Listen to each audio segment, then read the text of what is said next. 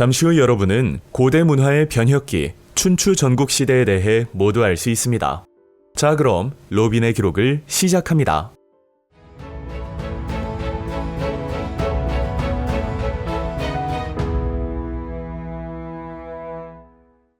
봉건제를 시행한 주나라는 시간이 흐를수록 왕실과 제후들 간 혈연적 유대가 약해지고 제후들의 세력이 점차 강해졌습니다.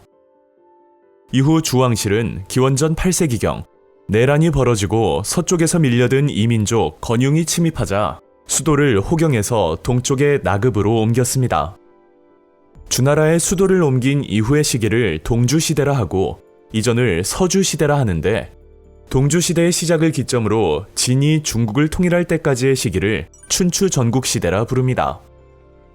춘추시대는 제의 환공, 진의 문공, 초의 장왕, 오의 부차, 월의 구천 등 5명의 지도자로 이루어진 춘추 5패가 주도하였습니다.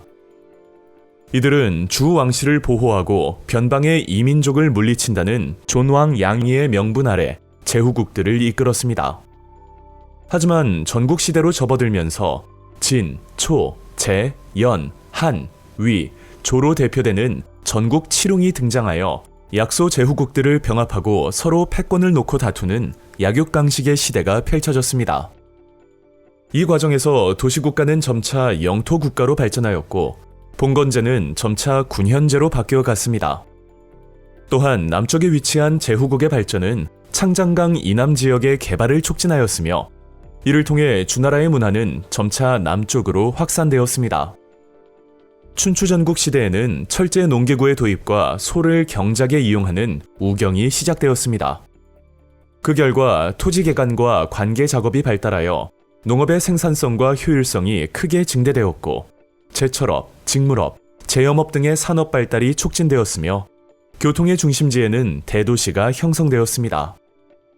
춘추전국 시대에는 상업활동이 활발해지면서 도전, 포전 등 다양한 종류의 화폐가 유통되었습니다. 이 시기에는 토지의 사유화가 진전되어 개인이 토지를 소유하고 경작하게 되었고 소농민 가족이 사회의 기본 단위가 되었습니다. 이러한 변화는 사회 구조에도 영향을 미쳐 학자, 농민, 공예인, 상인을 의미하는 산농공상의 개념도 등장하게 되었습니다. 춘추전국 시대의 철제 무기 사용은 전쟁 방식에 큰 변화를 가져왔습니다. 주력 병력의 역할이 귀족이 운용하던 전차에서 점차 기병과 보병 중심으로 바뀌어 갔고 일반 백성이 전쟁에 참여하면서 이들의 사회적 지위도 향상되었습니다.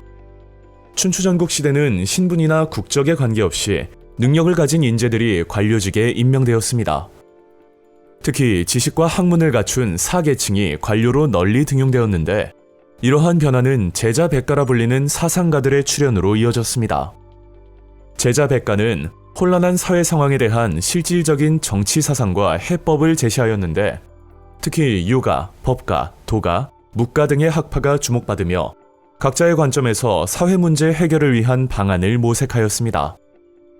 유가는 효도와 우애를 바탕으로 한 가족 윤리를 강조하며 이를 기반으로 한 사회 질서의 확립을 목표로 하였습니다. 공자는 이 사상의 핵심 인물로 인과 예를 도덕적 정치의 기반으로 삼았으며 그의 사상은 맹자와 순자에 의해 계승 및 발전되었습니다. 유가 사상은 다양한 관점과 합리적인 접근을 통하여 중국 사상과 문화의 중심축으로 자리잡았습니다. 상한과 한비자 등의 법가는 엄격한 법률 적용을 통해 백성을 통제하고 사회 질서를 유지해야 한다고 주장하여 강력한 왕권을 원하는 제후들에게 큰 호응을 얻었습니다.